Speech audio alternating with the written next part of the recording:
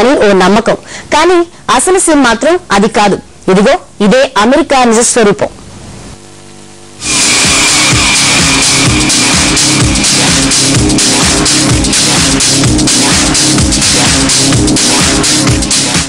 అభివృద్ధికి చిరునామాగా కనిపిస్తున్న ఈ ప్రాంతం అమెరికాలో ఉంది.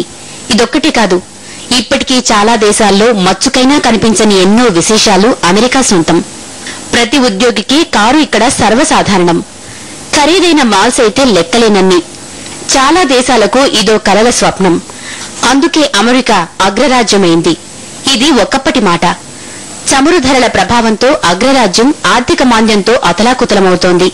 ఆకలితో అల్లాడుతోంది. ఇంధన కొరతతో సతమతమవుతోంది.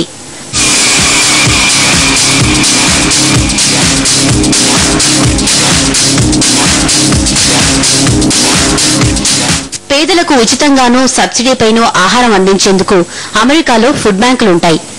డాలర్ల వర్షం కురిసే అమెరికాలో కొంతకాలం క్రితం వరకు ఫుడ్ బ్యాంక్ నుంచి ఆహారం తీసుకోవడాన్ని నామోషిగా భావించేవారు.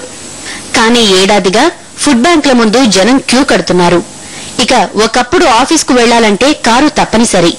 ఒక్క పెట్రోల్ పైనే $12 నుంచి $15 ఖర్చు పెట్టాల్సిన పరిస్థితి రావడంతో చాలా మంది ఉద్యోగులంతా కారును మూలన పడేసి బస్సులు, రైళ్లను ఆశ్రయిస్తున్నారు.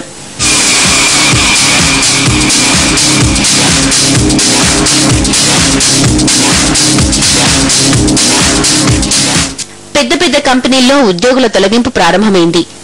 ఏ సమయంలో ఇంటికి పంపిస్తారోనని సాఫ్ట్వేర్ ఉద్యోగుల్లో భయం పట్టుకుంది. ఇక ఖరీదైన షాపింగ్ మాల్స్ వెలవెలబోతున్నాయి. విలాస వస్తువులు కొనేవారే కరువయ్యారు. బ్యాంకులు సంక్షోభంలో చిక్కుకున్నాయి. గృహ రుణాలు తీసుకున్న అమెరికన్లు వాటిని చెల్లించలేక చేతులెత్తేస్తున్నారు. ఇలా ఒక్కటేమిటి, ఏ రంగం చూసినా సంక్షోభమే, ఎక్కడ చూసినా దరిద్రమే. భూతల స్వర్గంగా పేరొందిన అమెరికా ప్రస్తుతం భూతల నరకానికి చిరునామాగా మారింది.